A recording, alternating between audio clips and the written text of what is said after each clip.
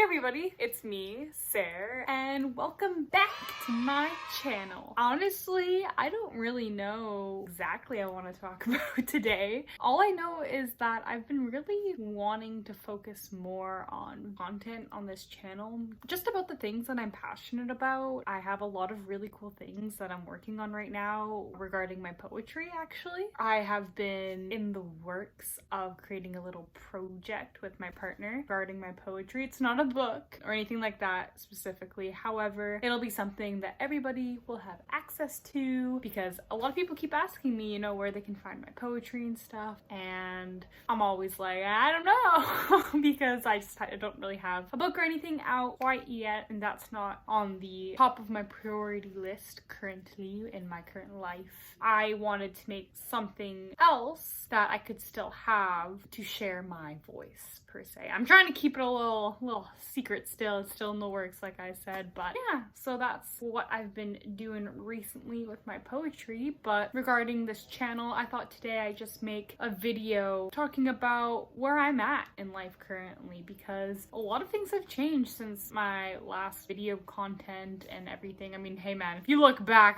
it's like appearance-wise, it's like, whoa, because I've been continuing to recover, I've been continuing to grow, to learn more about myself, and recently have been really trying to make proper commitments to bettering my overall mental health and physical health, because both interplay so much, and I don't really think people truly understand or realize this until they start seeing changes or effects themselves when they start prioritizing this. And I've recently had to make a lot of big changes in my life regarding my physical and mental health. So due to my recent health lately, I really want to start expressing myself more on this channel, start being myself more, and with that, I really wanted to talk specifically just about my mental health and my physical health recently, because I feel like a lot of people could take something away from this video and could really maybe relate to it as well. So I've always been super open and honest about my eating disorder. I used to struggle with anorexia, bulimia, binge eating disorder in high school. I've also had a really big issue with orthorexia, and not a lot of people really know what orthorexia is. It's similar to anorexia, but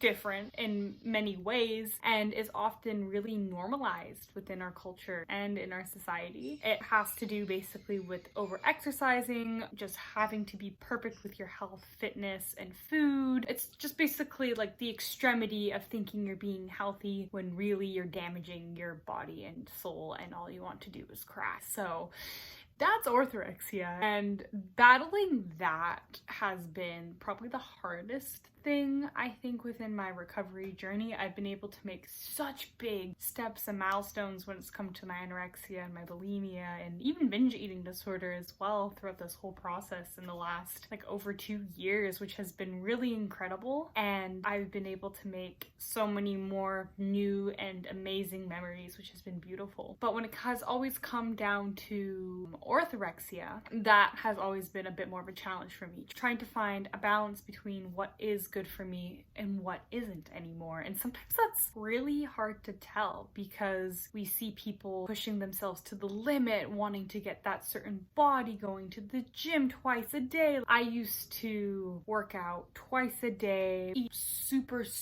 clean, and that's what I thought was healthy. All I read or saw online was, if you want to be considered a healthy person, this is what you have to look like, and in order to look like this, you need to do X, Y, and Z. But the more I have started to listen to my body and really just kind of take a step back and self-reflect, has made a huge difference. And just taking a moment to just step back and self-reflect on what I am wanting to get out of the gym has been huge for me, and a big game changer when it's come to balancing my mental health and my physical health. I love exercise and being active. I get a lot out of it mentally. It helps me to clear my head. It's something I can focus and work on for myself. It's personal goals and challenges I get to do. But when you are someone with a past eating disorder, this can be tricky, because it can start to spiral and unhealthy habits can occur, which can start affecting you tremendously. And that's why when I decided I wanted to start recovering,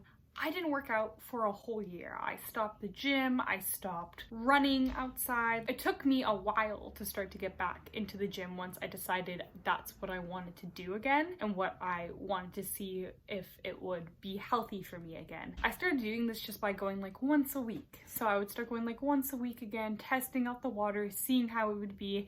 And if I noticed my mind starting to, spiral, if I was pushing myself too hard or not satisfied or just looking at numbers, then I knew I needed to take a little more time. And so it took me probably another year just getting comfortable and back used to it again. It took me quite some time, but then once I fully recovered my relationship with food over that period of time was when I felt like I could trust myself to go to the gym and do what I think was good for me. I really want to put that as a big disclaimer here. I am no way saying if you have an eating disorder, working out is great and going to the gym and lifting weights is better and that's what you should turn to instead, because that can become an eating disorder in itself, and a lot of people don't know that. I really needed to take that time to think about what I wanted out of it, because most people that go to the gym, it's because they want to look a certain way. They have certain physical ideologies or things and appearances that they want to achieve and get to, and that's not a bad thing. If that's what some people want, that's totally fine. To each their own. I have no judgment there. However,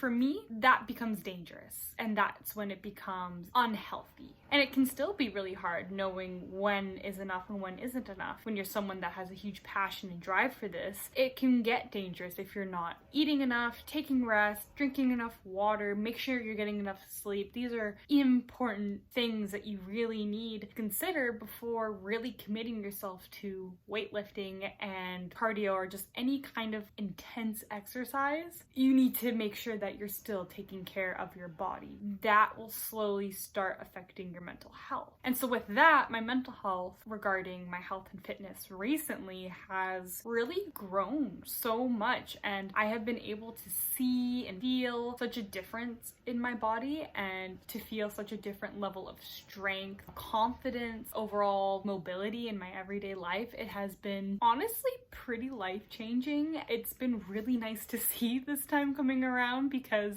during those years when I was really struggling hard with orthorexia and anorexia, I would cry going to the gym, and I would cry every time I left. I would go twice a day. I was so malnourished and sick that I'm not sure, if I'm honest, how I managed to keep going at the rate I was for how little I was just taking care of myself outside the gym. And so to be able to go, and I go basically every day now, and that once again took a long time for me to know if that was healthy or not. Going to the gym every day for some people is not good. I find that having active rest days, just walking on the treadmill for like 15 minutes some days, that's enough for me. Feeling it out. And if there's a day where I go and I'm like, I'm not really, I don't know, like my body's tired and I'm exhausted. Stretching or just doing the rolly thing for your back. Simple things. But I really just wanted to make a commitment to myself to learn to nurture and take care of who I am when I go to the gym and after I go to the gym. And listening to my body has been the biggest priority of mine since choosing recovery. And I think if you are somebody who struggles with food or your body image, I really advise people most of the time when it comes to working out or going to the gym that make sure you know where your priorities lie. I think if that's the biggest thing I want people to take away from this video is when it comes to health and it comes to fitness and all that stuff, it doesn't matter unless you learn to, I know,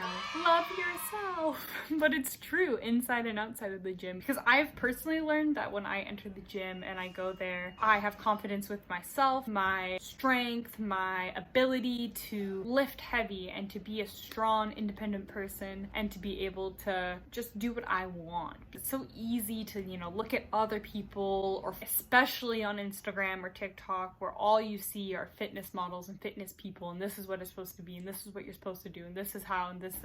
It's so glamorized. It's so dramatic. It's so toxic at times. times gym culture can be extremely toxic. When I really say to people, like, don't think it's a good idea for a lot of people to work out every day. I don't think that the gym is for everybody, and that's okay. If you don't want to lift weights, if you don't want to do that, that's fine. There are other ways that you can be active and still maintain a great level of health and fitness to better your mental health. This for now has been a great outlet for me. It has turned into something beautiful. I've been able to really once again just better my relationship with myself, interestingly enough, and to really gain trust back with my inner being, which sounds extremely grand and weird, but it's true. Yeah, I just wanted to jump on here and kind of share that because that's just been a big part of my life recently, is working out, going to the gym, and just being really active like I've always been, in and out of my eating disorders, but now just being cautious of, okay, if I'm gonna work out, make sure I'm getting enough in my system, make sure I'm getting enough sleep, enough water. Really prioritizing these things made the biggest difference. So I know I post a lot about me going to the gym on Instagram quite a bit, and I just want to make sure that I'm sending out the right message to people that watch my content on Instagram,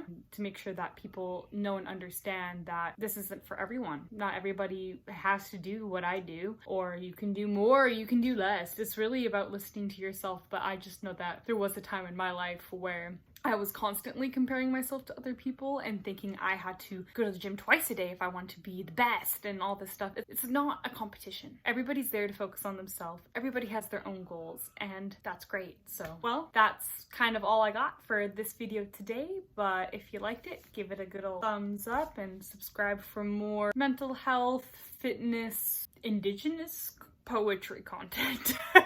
I will talk to you all very soon, and I hope you all have a great rest of your week, day, month, year, whatever it may be. So, bye.